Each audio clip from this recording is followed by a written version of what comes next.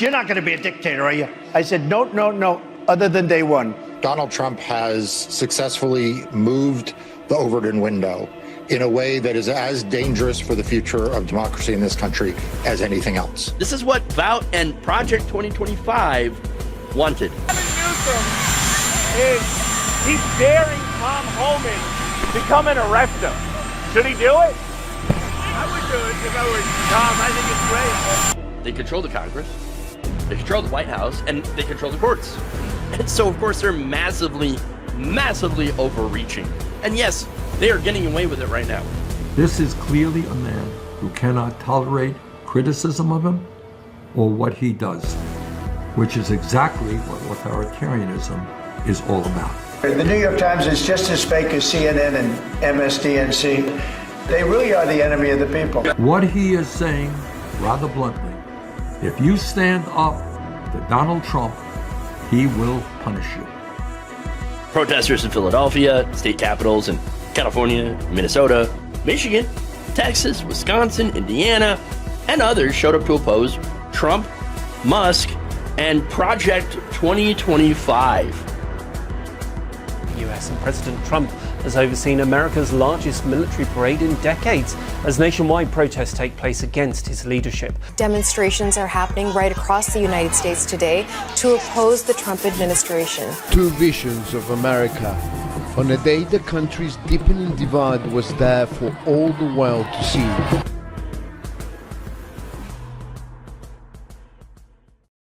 Good afternoon, everybody. Welcome to the show, Logically Left. I'm your host, Jeff Waldorf.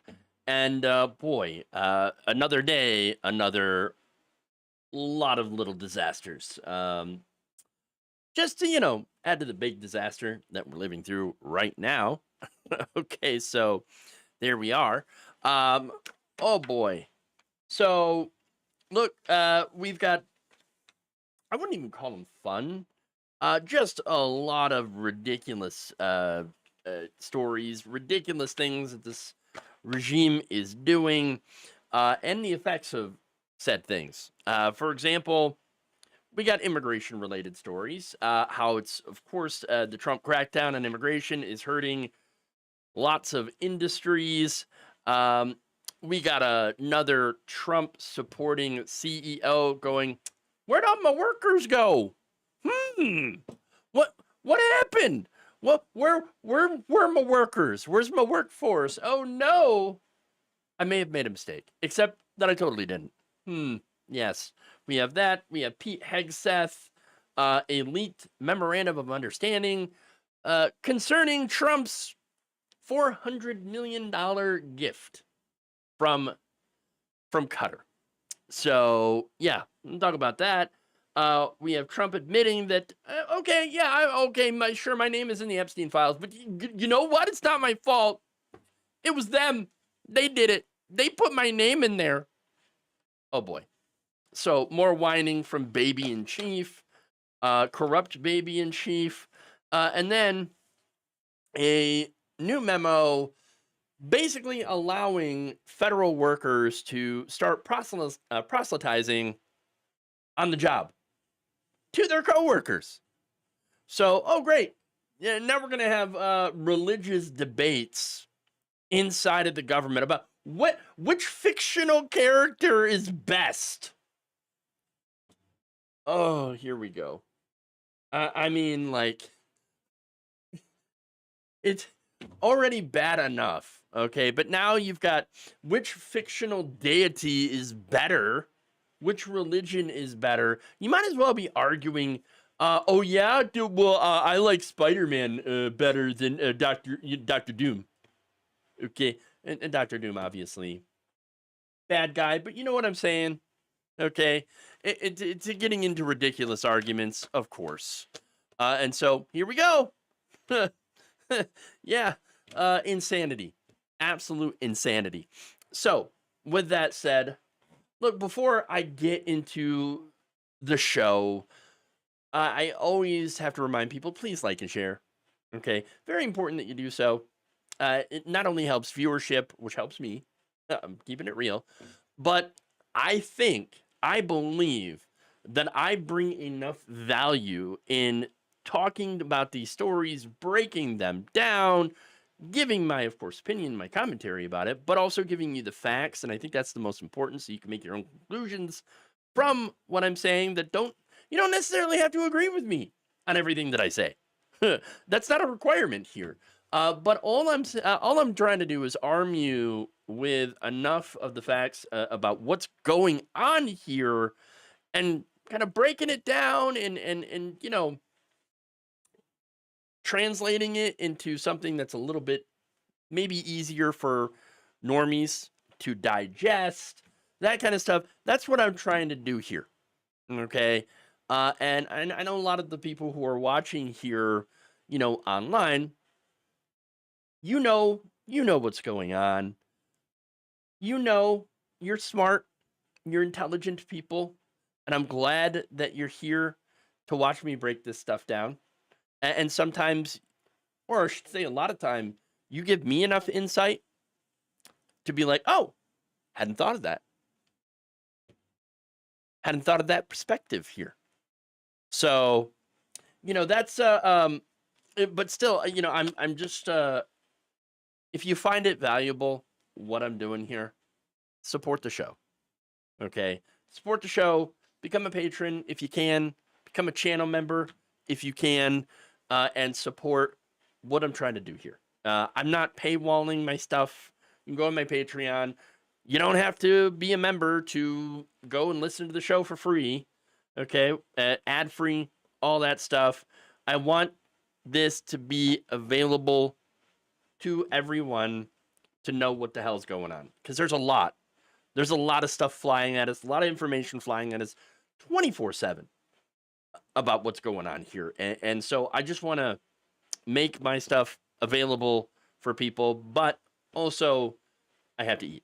So if you can support the show, support what we're doing, that means the world.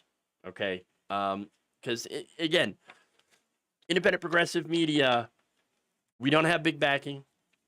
We're not, I don't have contracts with networks. I don't have anything like that.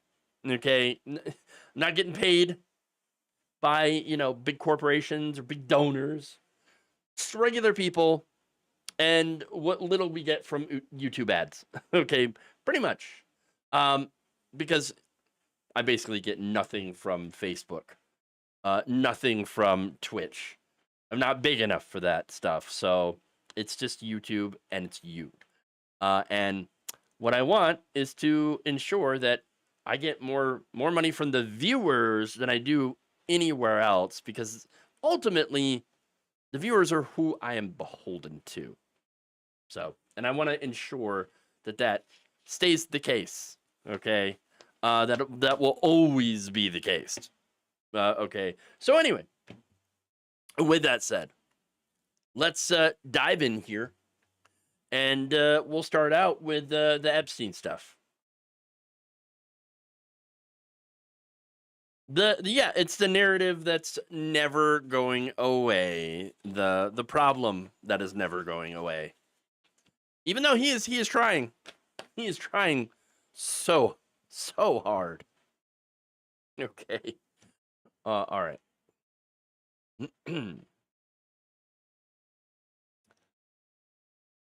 President Donald Trump finally admitted on Monday to reporters that, the Epstein files were released, which I said didn't exist before, but now I'm saying that, yes, they do, but it's a hoax, right? But it's a hoax. That his name might be in those files. Oh, okay. Now, he also, of course, said afterwards that, well, look, the only reason that it would be in there, though, is because it's a hoax, and it's because somebody put it there. Well, I haven't been overly interested in it. It's a hoax that's been built up way beyond proportion. I can say this: those files were run by the worst scum on earth. They were run by Comey. They were run by Garland. They were run by Biden and all of the people that actually ran the government, including the Autopen. Those files were run for 4 years by those people. If they had anything, I assume they would have released it. The whole thing is a hoax. They ran the files. I was running against somebody that ran the files.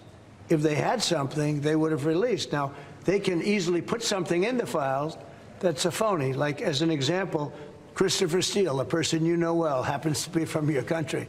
But Christopher Steele, as an example, wrote a book, a dossier. We call it the fake news dossier. And the whole thing was a fake. The whole thing was a fake. They can put things in the file that are fake. Oh, you see, if my name is in there, then, it must be because somebody else put it in there. You see? It wasn't the fact that I was friends with Jeffrey Epstein for many, many, many years, had private parties, where it's just me and Jeffrey Epstein is the only guest to show up to this party. Epstein. But if I'm in the files, it's because of Comey. It's because of Joe Biden. It's because, those people, they put my name in there. Yeah, that's right. That's right. It's a phony. They could have easily put something in there. Phony. Christopher Steele, the fake dossier. Now, look, I talked about the dossier. A lot of the stuff in there was unverified. Let's be fair about that, right? Yes, a lot of stuff unverified, like the PP tape. We don't know if that exists. We'll never know. But there was some stuff in there that was. Some stuff in there that was true. Again, the most salacious stuff, just can't verify that. Okay? But, again, there is an Epstein file. Okay? It does exist. And yes, of course, Donald Trump, his name is absolutely in there. But I do not believe that, Obama, Biden, Comey, those are they put my name in there. How? Yeah, to try to get me because they're sick people. Sick people. Yeah, okay. Sure, buddy. Now, the other thing, by the way, I love the idea that he said he wasn't overly interested in the Epstein stuff. He keeps coming out and saying that, I wasn't really paying attention. I'm not overly interested in all this stuff. Really? You've been raging on social media about it for days. Okay. And again, you ran your campaign, a lot of it on, I'm going to release the Epstein stuff. Oh, okay. Yeah. Sure. But, the other thing that I love is the question of, if there is something in there, then why didn't they release it earlier then? Yeah, that's a good question, actually. Look, if they were set up and if they were setting it up and putting Trump's name in there, then why not release it earlier, right? Why didn't they do it? Well, the answer to that is, why would they do that in the first place? Doesn't make any sense. It's not how the Democrats operate. They do not do dirty things like that. Okay, at least not to Republicans. They might do it to a progressive candidate, but that's a different conversation. Okay, but that's not how the Democratic Party operates towards Republicans. They are not vicious like that. They should be, but they're not. But that is how Trump operates. That is what he would do. Okay, look, we know that Trump got 1,000 FBI agents to go through the files to find any mentions of his name, and then to remove those mentions. Oh, yeah. And I've been saying for a while now, if you have someone go through the files to remove your name, then why wouldn't they also add names? I mean, if anything could get this off his back among his own followers, it would be adding the names of his enemies after removing his own, and then releasing that list. The thing is, though, even that might not work because he's been so goddamn cagey about the whole thing.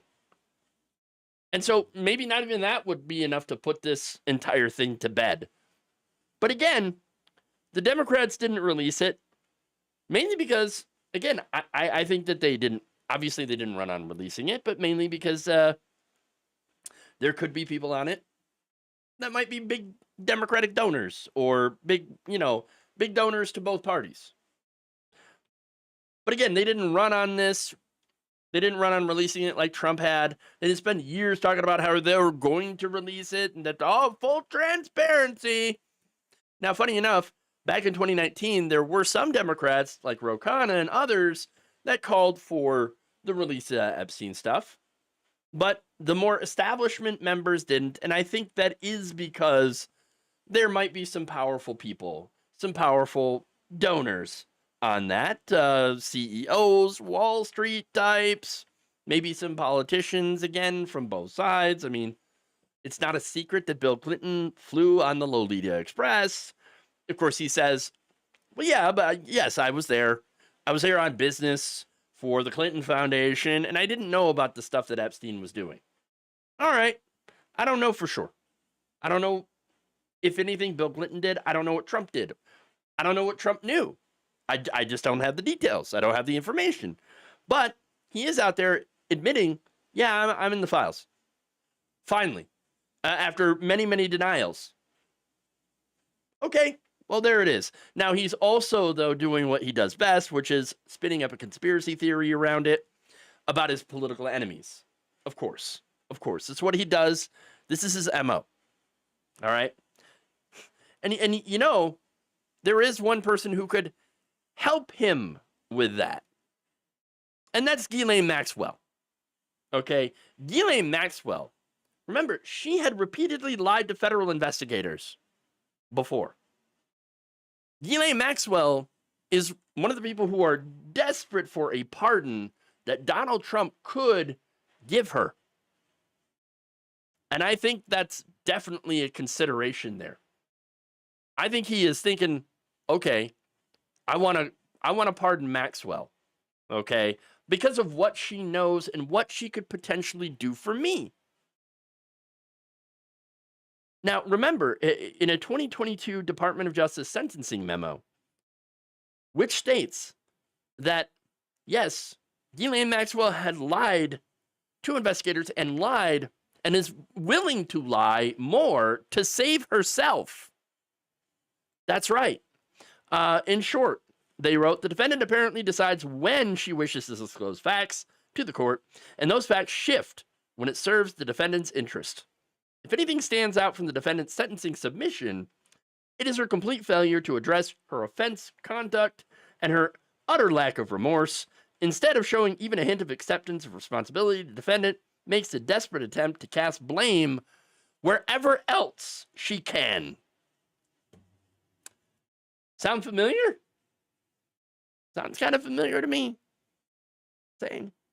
And now we know from reports that Todd Blanche had been meeting with her all last week. And would you look at that? They're saying now, oh, yeah, she, gave about 100 names. Oh, look at that. She's got a list of people connected to Epstein. There's no doubt that I think anyone that Trump doesn't like will find their way on this list, while Trump himself, he won't be on that list. Oh, yeah. I mean, that's why Trump isn't ruling out giving her a pardon. And if he does, if he pardons her, then, of course, it would be in exchange for this revised list that would, at least in his estimation, be enough to placate his fans. Oh, look, see, it was what I was saying all along. You know, I'm not really on this list. But look who is it? Oh, Bill Clinton, Comey, Obama. They're all on the list. I told you I was good. I told you. Now we've got the real list from Ghislaine Maxwell herself. Look, would it actually work? I don't know. I hope not. But the cult, it's pretty strong. Okay, and many of them, I think, not all of them, but many of them, I really think that they don't care about the truth. And so maybe, at least in Trump's estimation, this might be one of the ways to finally free himself from this situation that was created by himself. I don't know if that's it. That is just my personal thoughts here. I hope I'm wrong.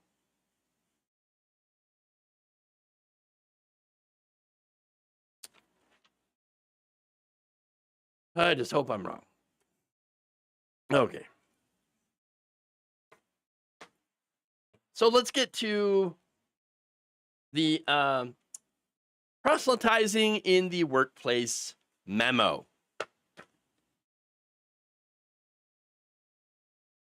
Okay. It appears the Trump administration is attempting to knock down yet another piece of the wall separation between church and state. On Monday, the Office of Personnel Management sent out a memo that permits federal workers to try to convince their colleagues about why their religion is right and why, of course, the other person's religion is wrong. Oh boy, this is going to get it's going to get stupid, and it's going to get stupid fast. The 5-page memo issued by OPM Director Scott Cooper, a former venture capitalist, by the way, outlined several examples of protected workplace activity involving prayer, the display of Bibles, and religious discussion. The memo outlines certain actions that should not result in any kind of punishment. One of those involves displaying religious icons in your personal space, in your cubicle, for example. So basically, if you want to put up a giant cross in your cubicle, you can do that. You want to put a blow up Jesus in there, totally fine. Totally fine. Look, I got no problem with people that are wear crosses or yarmulkes or whatever, right? If they want to do that, that's fine. Sure. And I don't think most people will care if another person does that. That said, there are the people that make their religion their entire personality, okay? And they cannot wait to proselytize on the job to their coworkers, okay? And this will allow them to do that at work. Not as a way, of course, of honoring their faith, right? But as a way to try to get people to be part of their cult. That's it. This is going to create a situation where those who are of the same faith, well, they're going to be very, very open about it, and they're going to be trying to get they're trying to save their coworkers. That's it. And of course, when that happens, you're going to have other people of other faiths that get left out. And what's worse is that this doesn't just cover colleagues. This covers supervisors. So you may end up in a situation where your supervisor is a particular faith, particular denomination, and you might not be that faith or denomination. And again, it's likely to be Christianity, but which flavor of Christianity? There's a bunch of them. So you get an evangelical as your boss, as your supervisor. Well, that could cause some problems in the workplace, especially if now you're expected to, share that same belief. And if you don't, you might miss out on a promotion. You might miss out on different things. And that's a problem. Now, look, I'd have the same issue, by the way, if it were a Muslim, a Sikh, a Jewish person that was in that position of authority proselytizing. Okay. So don't think that this is just about Christianity. But let's be very clear about this. It is likely going to be mainly Christianity that gets promoted and proselytized to the people that are working under these supervisors. That's what's going to happen. Okay. And again, the question here is this going to lead to an employee not being advanced because they don't share that particular faith with the management. Again, I know that's technically against the law, but how would you know that that's not the case? If they can just put down like, oh, I tried to save my employee's soul, but they just weren't interested, so they're a heathen. I just don't feel like I should elevate that person to give that person a promotion or anything like that. But I can't put that down. So, performance review. Just poor performance. Yeah, what are you going to do? I mean, how would you know that that's not the case? And that idea itself is going to push and pressure people that are working under this supervisor to conform. And that's a problem. That's a big problem. But it goes further. And that's just one part, okay?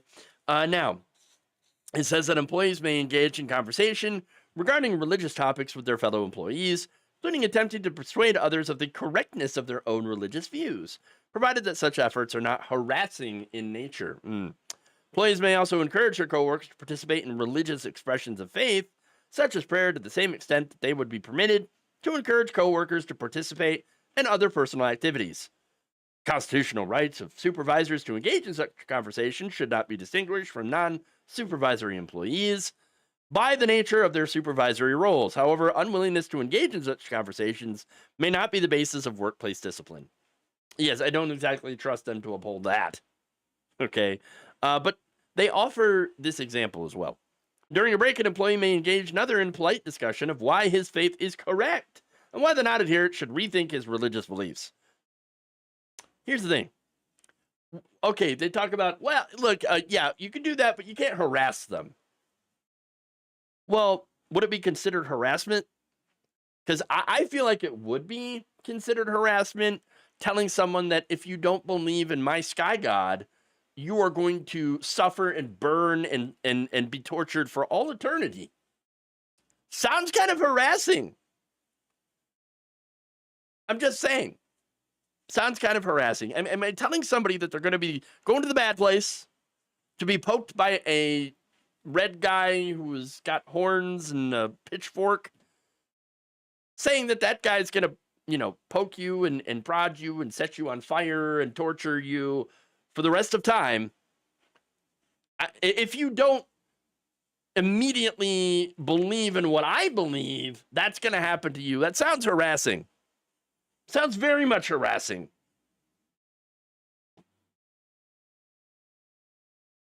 I don't know. Again, very harassing. Very harassing. Now, here's the other thing, right? And so it also cuts the other way. I'm guessing that the person who doesn't want to waste time at work having religious debates with their annoying born-again coworker, I'm guessing that saying, hey, you know what? I'm not interested, okay? I don't want to waste time. I just want to go to work. I'm seeing a situation where that born-again person could be like, you are harassing me for not listening to my spiel. I'm wondering if that could be considered harassment as well under this. And so the memo doesn't really say about who makes that final call about any of these potential conflicts. So I don't know. Hopefully it's not your supervisor who, might be the one who is trying to proselytize in the first place. This creates all sorts of problems. All sorts of problems. Again, the memo states that a supervisor may post a handwritten note inviting each of his employees to attend an Easter service at his church. How could you not take that as an order? Will there be consequences if you don't want to go, if you don't end up going? And it would be beyond personal consequences. It could lead to professional consequences. We don't know, and this is why this is the problem. This is all a result. All these questions are legitimate questions that this memo is opening up. Religion does not belong at work unless you work at a church. There is a reason why this is frowned upon. This entire thing, proselytizing at work, is frowned upon. Why you shouldn't discuss that while you're on the job, especially at a government job. And that's what makes it even more egregious. Because, like, I've worked plenty of different jobs, and yes, religion has come up in those jobs. But you know what? The difference was it wasn't a government job. Now they have taken that and put that into the government. That's another big problem. And look, there's a reason for this. And it's not to protect religious freedom, religious liberty. I know that's what they say that this is about. But no, this is about Christian nationalism. Okay? Look, it's meant to promote Christian nationalism and to, basically scare anybody who is not religious or who is not a member of the Christian nationalist movement. Okay? The whole idea that this is just to protect religious freedom, no. Private religious speech has always been approved. It has never been outlawed or suppressed in the government. In fact, you can go back to 1997 from the Clinton administration, which called for agencies not to suppress employees' private religious speech in the workplace, while leaving unregulated other private employee speech that has a comparable effect on the efficiency of the workplace. There were already protections there. So why is this necessary? It's not. Unless, of course, your entire plan is to promote Christian nationalism. And if you think that, okay, sure, but you know what, Muslim, Satanists, atheists, you can use this against them, right? I don't know. I'm pretty sure that anyone who is promoting those religions are likely to end up being persona non grata around the office. Okay? It's not going to go well for you if you start, posting pictures on your cubicle about how, like, Satanism is great. I'm pretty sure that people are not going to be happy with you if you do that. And by the way, atheism isn't even recognized as a real religion by the government.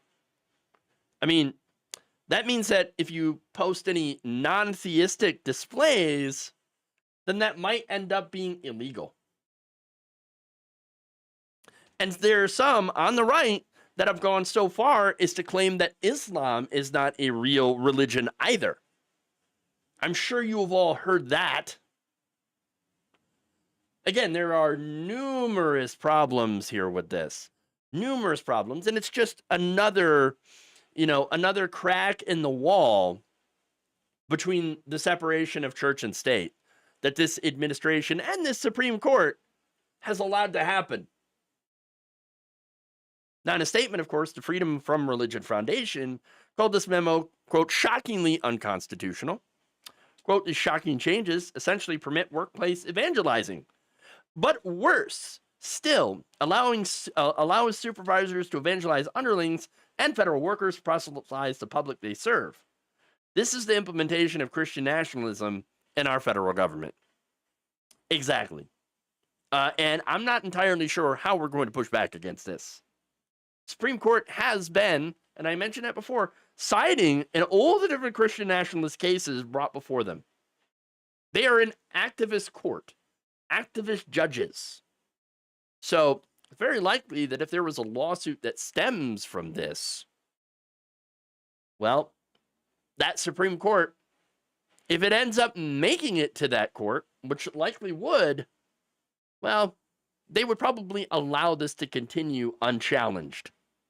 Despite the fact that this is so blatantly and deeply unconstitutional, but remember, we no longer have a court that respects the Constitution. We no longer have a government that respects the Constitution or follows the laws. So with this lawless government, what is to prevent this Christian nationalist government from being able to break the Constitution and allow for not only stuff like this, the proselytizing at work, but also, even further erosion of that separation of church and state and promotion of Christian nationalism. And so this is one of the huge problems with this. And unfortunately, I don't see anyone who's able to stop them. And that right there is, well, let's just say that is a huge, huge problem.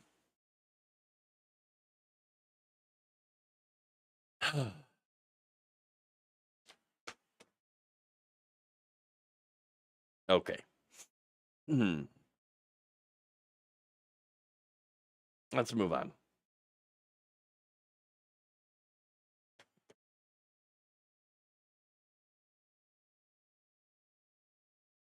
As a result of President Donald Trump's immigration crackdown, there is a labor shortage that has begun to worry workers. According to employees and union leaders, they are no longer able to find people willing and able to do the jobs that veteran workers from overseas had been doing before being forced to leave their jobs. Economists warn that the administration's full-scale deportation ambitions could ultimately cost millions of jobs. And workers at two sites in Michigan and Kentucky spoke to The Guardian and said that, yeah, the places that we're working at right now, as a result of what's going on, are now dealing with a labor shortage. Now, we're not talking about, by the way, jobs that are filled generally by undocumented immigrants. They often work in agriculture and meatpacking plants in terrible conditions, etc. We're not just talking about them. We are talking about all sorts of different industries that employ legal immigrants. For example, in the food industry, the hospitality industry, construction, transportation, healthcare, all that. They rely on large numbers of immigrants to do the essential work. And again, these immigrants are legally allowed to work, or at least they were legally allowed to work before Trump. Now, what did Trump do to stop that? Well, he ended the parole program, right? Which allowed hundreds of thousands of Cubans, Haitians, Venezuelans, Nicaraguans to work legally in the country. It's a lot of workers. Now, Trump ended that, and as a result, of course, they're no longer legally allowed to work in the country and are being arrested by ICE. ICE has a quota of 3,000 arrests per day. So this is one of the ways that they could hit their quotas. And obviously, those workers no longer being in that industry, being allowed to do their jobs, that's creating major, major problems. Not just for the companies, but for their fellow workers as well. For example, at a GE appliances plant in Louisville, Kentucky, where there were more than 125 workers that were abruptly forced out of their jobs in the spring due to the programs being canceled by the administration, one employee said this, quote, in 3 different buildings, on a couple of different shifts, stewards reported that they lost production, so they weren't able to make all the products that they were supposed to make, said Jess Reese, a replacement operator at the plant and organizer for IUECWA Local 83761. It was hard to cover certain job tasks on the assembly line, and so that created chaos. And it was just hard to get things done. Well, yeah. Reese also expressed concern about the threat of more workers being forced out by the Trump administration. Quote, hundreds of workers kind of disappearing at the drop of a hat is no joke, as we've seen with the last wave of mass terminations. There's more at a Kraft Heinz plant in Holland, Michigan. Workers have been basically mandated to work overtime as a result of immigrants being kicked out of their jobs. Quote, we had people there for 20 years and all of a sudden they get notification that their immigration authorization is revoked, said Thomas Torres, a maintenance mechanic of 13 years and the president of RWD SU Local 705. They can't be there anymore. And that just puts a strain on everybody. The lack of people on the lines, there are employees running 2 machines It should be one person per machine. Manager and supervisors are all stressed out, canceling vacations for people because they don't have enough people to run the machines. Torres says that personally he has been working 12 to 14-hour days, part of a first shift, all of a second shift, and part of the third shift. Jeez, I'm tired, he says. And you catch people falling asleep on the line, and that's a big safety issue. All of this that has happened has affected everybody at the plant. It's crazy because I hear people complain every single day. Look, man, I have worked on the line. Okay, so I've worked in these jobs. I used to do manufacturing before I did this. And if people don't show up, it's a disaster. Okay, things do not work right. Okay, because again, you have a line, an assembly line, which relies on every people at the whatever station to do their job first before it gets to you. If those people don't show up, who does that job? You not only do their job, but you're also doing your own job. Okay, and that's not good. That's not good at all. Okay, and look, this is not just one person that doesn't show up because they're sick, right? You get 10 people, you get 20 people that don't show up. I mean, that just completely destroys your ability to get your job done. It destroys production. That's the problem. And look, you know, you can't just hire people off the street to replace them. It's not that easy. You got to train them, okay? And so you get people that might not know their machines, or they might not be trained to do those jobs. I mean, you have to train them, right? That takes time. But if the supervisor is too busy running the machines for people who no longer are there, they're not going to have time to train those other people. That's a problem. And again, you cannot hire enough people on short notice to replace them all. You got to train them, you got to drug test them, you got to do all these things. And that takes time that they do not have. This is why economists have been saying, Trump, if you do this, this is going to be an absolute disaster. This is going to be chaos. This is going to wreck the economy. And that's exactly what's happening. We are in the beginning stages of finding out. Look, the Economic Policy Institute had estimated this month that 4 million deportations, which is what they're going for, right?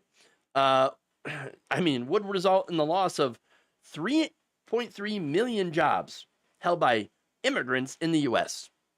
But it won't just affect them, obviously. 2.6 million U.S.-born employees will also lose their jobs. And it will hit industries including construction and childcare, which also has downstream effects. The American Enterprise Institute, which is a conservative think tank, they found that the Trump immigration policies will likely lead to a negative net migration into the U.S. for the first time in decades. Which again, that's the point, right? They want to stop immigrants from coming in, but it will also result in a decrease in U.S. GDP of between 0.3 and 0.4%, or about $70.5 billion to $94 billion in economic output every year. That's not good at all. Now there's more. Maria Jose Padmore, a human services assistant for Fairfax County in Virginia, said, quote, of the immigrants, one day they're there, and the next day, I'm looking for my coworker, and he's gone because their temporary protected status expired. Forget about the fact that I now have to share my coworker's job. Let's think about my coworker's family. How are they going to put food on their table? Once again, Trump doesn't care. Okay. The racists don't care. Gwen Mills, president of Unite Here, the largest hospitality union in the U.S., said that Trump's changes were, quote, wreaking havoc across the families of our coworkers and in our community.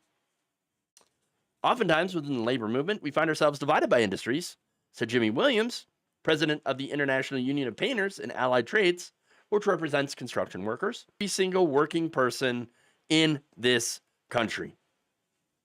It's had a real impact on immigrant workers, obviously, but it's also had a real impact on non-immigrant workers, said Reese at the GE Appliances plant. it's really important that we stick together because we all want the same things. We want safe workplaces. We want good wages. We all want to go home to our family in one piece. We all want to live in a safe place. We all want to be free. These are things that we all share.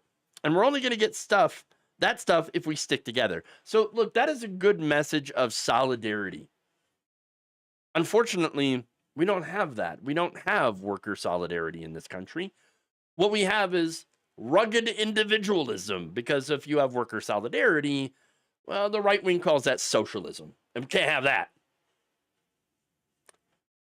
I've long advocated for worker solidarity against right wing attacks. Unfortunately, Trump did really well with union workers. Trump did really well with blue collar workers. That is despite his massive anti-union record. And now those workers, well, I mean, they're getting screwed over, not only by Trump's hatred of unions, because again, he is cracking down on them. He is cracking down on labor. He is not helping blue collar workers at all, the people that he claimed that he was going to represent. Obviously, I knew that was all BS. I told you it was all BS, but people didn't believe me. Trump's not a friend to working people. Okay. He will always be management, and the kind of management that's more likely to drive the company out of business and then loot the corpse. I was right about him, of course. And I knew that because I don't go out here and I don't speak bullshit. Okay. I am, again, somebody who worked these jobs.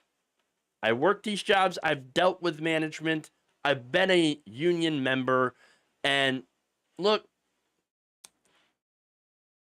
believing that any Republican is going to be on the side of labor is, I would say, stupid. It's stupid. No, of course the Republicans are not on the side of labor. They're always on the side of the corporate bosses. Always. 100%. Unfortunately, like I said, there's a lot of propaganda. There's a lot of working people who believed the bullshit, who didn't have solidarity with their, fellow workers, and now are paying the price.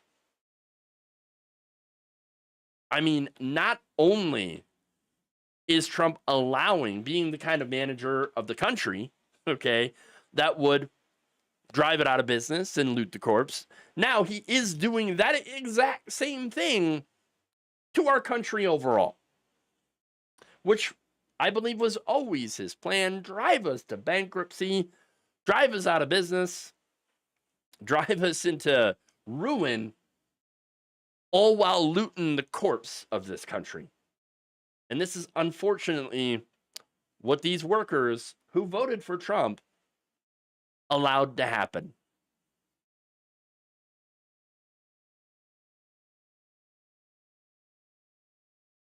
Don't forget centrist Democrats that are a problem as well. Yes, but they're a slightly different conversation. But yes, you are correct. Corporate Democrats. They're not actually centrist. They're pro-corporate. Okay. Moving on.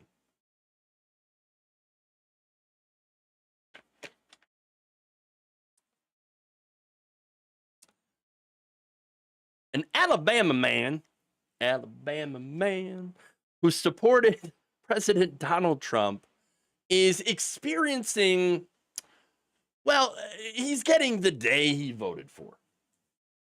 In an interview with Reuters published on Monday, a construction site superintendent named Robbie Robertson had expressed a little bit of frustration at the way that the Trump administration's hardline immigration policies have impacted his business. Oh, no! Oh, I was in favor of all of this until it affected me. Oh, great. Now, he said that trouble at his work site began in late May, shortly after ICE had performed a raid on a construction site in Tallahassee, which he said scared off nearly his entire workforce for several days afterwards. No kidding. Now, that was a couple months ago. Is he back to full strength? No. No. In fact, 2 months later, only a little more than half of his workforce, his 22 strong roofing team, actually returned to work. He's now got just around a dozen workers left. So that's not good. Now, obviously, the impact of this cannot be, well, it can't be overstated, right? The lack of the workforce has severely slowed down his current project, which he said had been projected to be finished already. So they're still working on it. Okay, but what's the problem there? Well, I mean, it's obviously a problem for the customer, the person that you're building for, right? But also a problem for the company because they're facing a potential $84,000 in additional costs due to these delays. There is a liquidated damages clause of $4,000 per day every day the project runs beyond its deadline.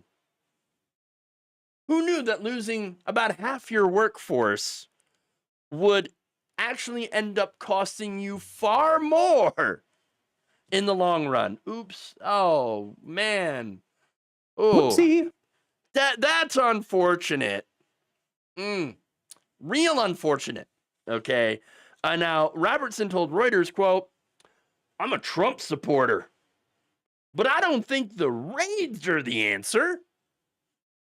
Once again, now that it affected you, you speak up, of course. Let me just ask, though, what part of mass deportations did you not understand? Trump said, "I'm going to do mass deportations. I'm going to deport 11 million illegals, and that's it." Well, that's exactly what he's doing, except that it's not just what he's doing.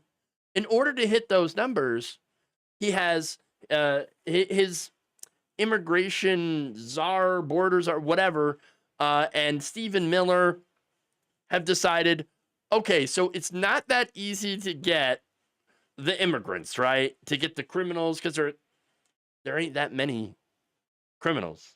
Okay. So what we're going to do is we are just going to take away, the ability for immigrants to work legally in the United States, and then we're going to arrest them. Ha ha! And that's why, of course, they're not like busting immigrants in drug dens. They're not going into dangerous gang-related warfare. We're going to go right into the middle of that. We're going to arrest everybody. We're going to get all the criminals out. No. They're going to the workplaces. They're going to schools. They're going to churches. Okay, but mostly into the workplaces. Weird. Well, we were told that they weren't working, that immigrants didn't work, and that they were taking all our benefits and money and all that stuff. But no, they're working. And again, many of them, the vast majority, were legally allowed to work in this country. That is until Trump took away their authorizations so that he could pump up them numbers, them deportation numbers, which has an effect, well, that we're seeing. That we're seeing. So, look, Robertson, you are having the day that you voted for. What's the matter? Don't enjoy it? Not happy with this at all? Weird. Weird how that works out. Now, Robertson added that the raids weren't just intimidating undocumented immigrant workers, but of course, his Latino workforce, which again, I got to point out, Latinos, they voted for Donald Trump in larger numbers, thinking that they weren't going to be affected by this. But once again, they're being affected by this. Now, Robertson says, well, look, yes, it's not just undocumented people. It's Latino workers who are in the country legally and are able to work, but they don't want to get swept up in the raids. So they're not showing up to work because, hey, ICE is going to target me for my skin color. Well, they are scared that they look the part. Well, yeah, They got reason to be afraid. ICE has arrested American citizens and has denied them due process. That's what's happening. In June, it was reported that at least 70 U.S. citizens were deported, sent to other countries. They're citizens. And that is out of a potential 674 U.S. citizens that were detained, according to a report back in June. So there's that. Now, there are people out there that still, of course, support this.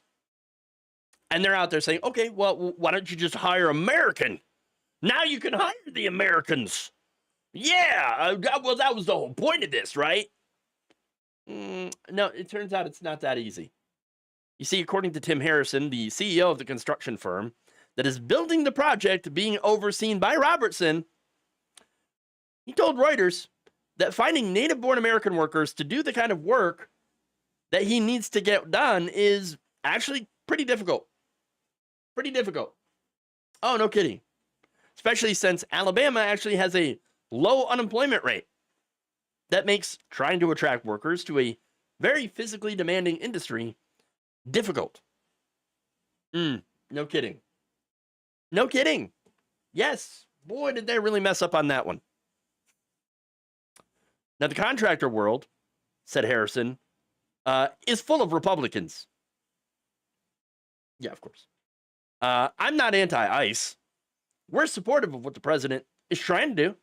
But the reality of is our industry has to have the Hispanic immigrant-based workers in it. Oh, so you realized how important immigrants are to your industry after you voted for the guy who called immigrants rapists and murderers and said, I'm gonna do the mass deportation thing. And you said, mass deportation, you son of a bitch, I'm in. Yes. Well, totally gonna vote for you on that one. Oh my God. This is not gonna be affecting me now. Oh no, Pikachu face. Good job. Good job, moron. It's all on you guys. And look, the reason that I can say that and be as much of a dick as I am being, because I recognize that I am being a petty little bitch right now about this. But I've got the right to do it. Because y'all, even when this is happening, you're still saying, well, I'm supportive. I'm a Trump supporter, and I support what he's trying to do. That means that you have learned absolutely nothing. You have learned dick all. Yeah, whatever problems you're experiencing right now, they're your fault. You did this to yourself. Congratulations. You played yourself. And you still don't realize it. You still don't realize it. You never will. That's it. And look, if your business falls apart as a result of your own actions, your own votes, well, all I can say here is that you built this. And it might be the only thing that you and your company will be able to build from now on.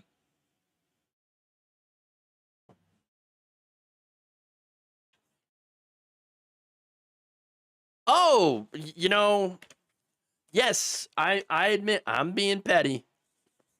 But you know what? Sometimes you have to. Sometimes you have to rub their nose in it. Okay?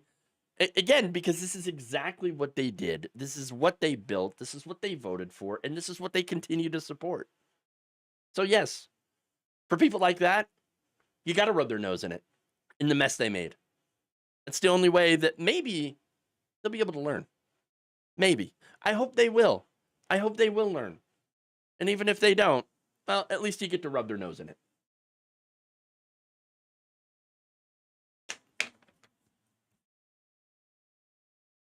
Can't say that that's not fun to do. Okay. And there you go. One last story here. I know I'm running a little long today, but I think these stories deserve it. The extra time and attention. Okay. Defense Secretary Pete Hegseth is once again experiencing an information leak. Oh boy.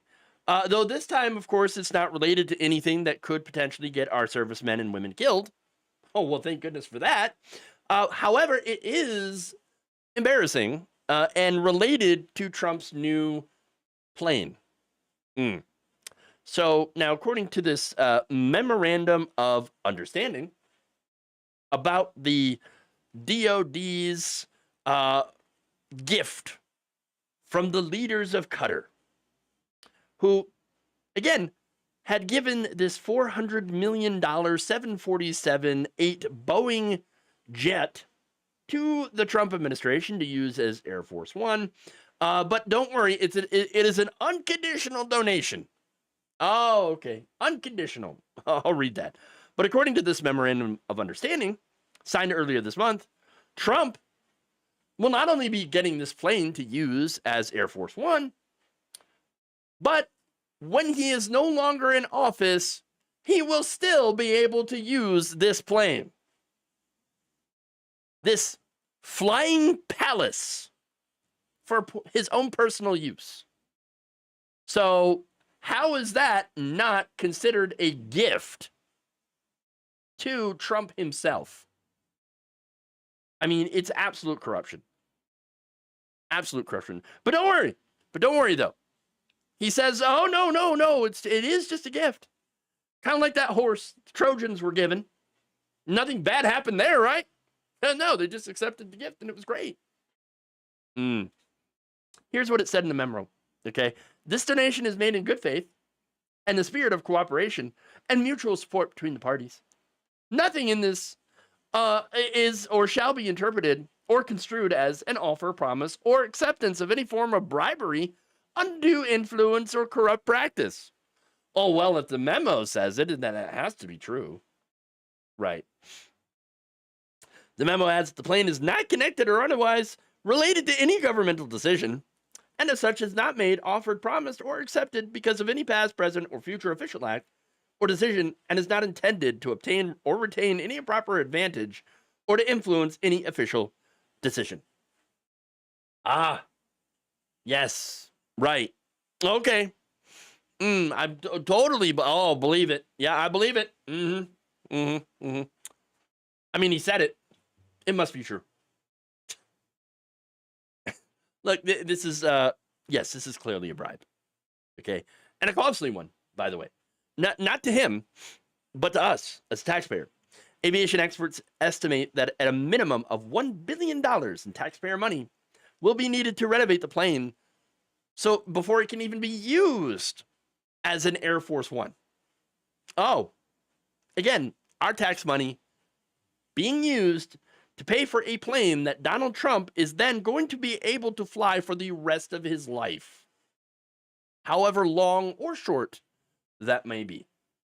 I'm not saying anything. I'm just saying the man's a cheeseburger away. Okay?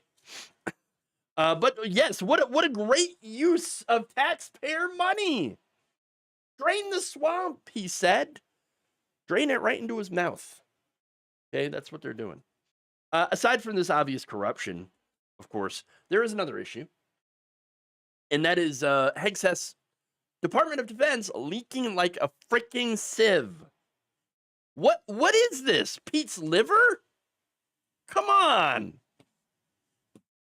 I mean, as a result, though, of these leaks, Hegseth, he's been going on a tear. He's been just destroying his entire department, right? It is, it is just a mess. It is chaos. He's been firing staffers. He's been making the remaining staffers take lie detector tests. And even with all of that, more leaks. More leaks. So many leaks. That right there should indicate to you that no one in the department respects him at all. If they're leaking behind his back, which I guess by definition, right? You'd have to. You don't respect that person if you're leaking to the press all the time. Okay? Look, and this isn't like, oh, leftover Biden staffers. You know how they. No, these are people that would normally agree with him. Agree, with the goals of this administration. Even those people are like, are you serious? This guy is not qualified to run this department. What a disaster. Look, last week, the Daily Mail alleged that multiple Pentagon officials have even called for his removal over the sheer amount of scandal that he, in the short time that he has even been in this role, have already embroiled himself in. I mean, Signalgate is just one of these things. And that was already bad enough. Okay? Then, Hegseth apparently took it upon himself to halt a shipment of U.S. military aid to Ukraine. Now, hold on. I thought that Trump wanted to, tamp down on that. No, Trump went out of his way to overturn that. And so you have that. You have the staffers that Hegseth fired that he alleged without evidence that they were, you guys must be the one that's leaking. Okay? You're the leakers. But wait, where's your evidence that they were leakers? Just forget about the evidence. Yeah, that's really it, too. I mean, this man, not only is he engaging in corruption to help Donald Trump, obviously, but he's also terrible at his job and paranoid to boot. Here's the thing, though, right? His corruption and loyalty to the president is exactly why the White House continues to stand behind him. It's the loyalty to Donald Trump. He said, I will be loyal to Trump. And that's it. Not to the Constitution, not to the oath of office, but to Donald Trump himself. And that's it. That said, I think that there is only so far blind loyalty can take you, especially if you're a massive fuck up, okay, like this guy is. Because it'll get to a point where your mess ups will make Trump look bad enough, okay, or that if Trump needs a scapegoat for whatever, then I think your time is up, even if you're loyal. And so I believe that it is only a matter of time before old Petey here ends up getting the axe, because that's what always happens with people around Trump. They all have a number above their head. Okay, they've all got a number of how long they have left before Trump inevitably and unsurprisingly turns on them.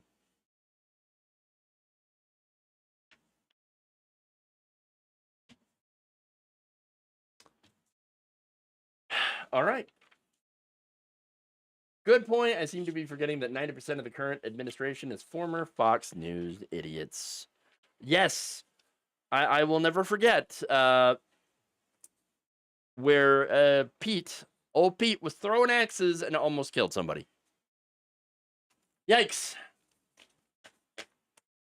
Hey, and drinking on the job might have been okay at Fox News. Just ask Janine Pirro. But when it comes to running the Department of Defense, that is inevitably going to lead to a complete and utter disaster. Mark my words. Hear me now. Quote me later.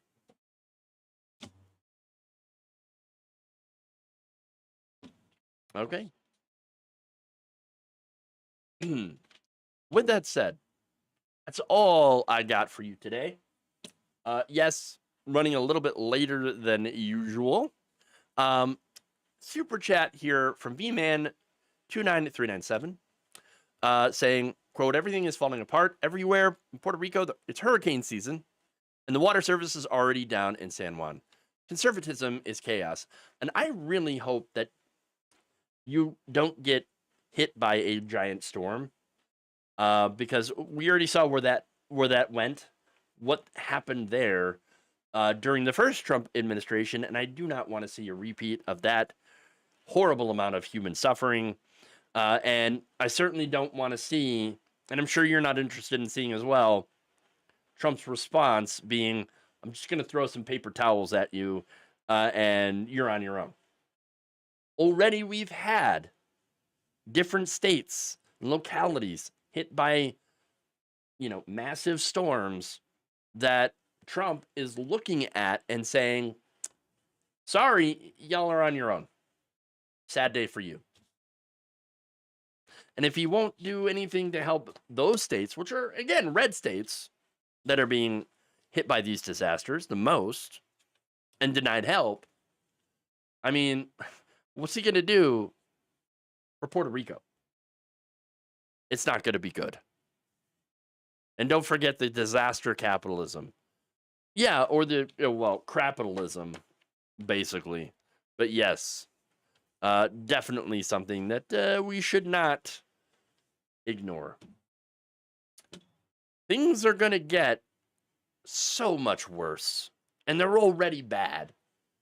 But even with everything that has happened, it has only been about 6 months. I mean, and we have so long to go. Oy, so long to go.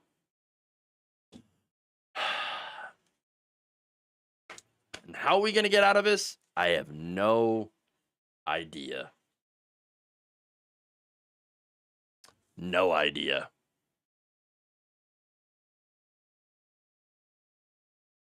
All right. Well, that's it for the show today. Thank you for watching. Please like and share if you haven't already. Check out the clips. Subscribe to the channel. Get the newest updates.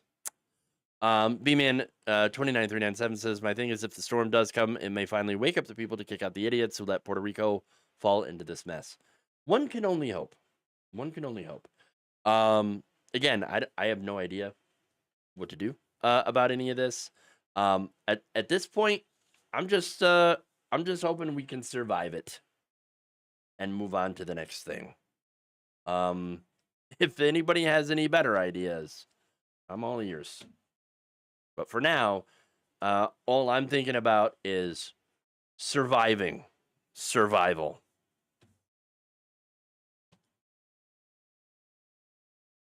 All right. By the way, tomorrow will not be here. No show tomorrow. So be back here on Thursday. Hopefully, I'll be in a better mood by then, and might have some ideas on how to fight back. But until then, all I can say is that take care of your communities, your friends, your family, loved ones, worker solidarity, work with each other, protect each other from ICE raids. If you know anybody that is, or you're in a community that is impacted by this, and pretty soon it's going to get to a point where there is no community that hasn't been impacted. So, there's that. But again, protect each other, work with each other, organize your workplaces and your communities, and do what you can to support each other to help others survive this chaos that is not only here, but more that is coming. Love you all, and see you hopefully back here on Thursday for more disastrous news.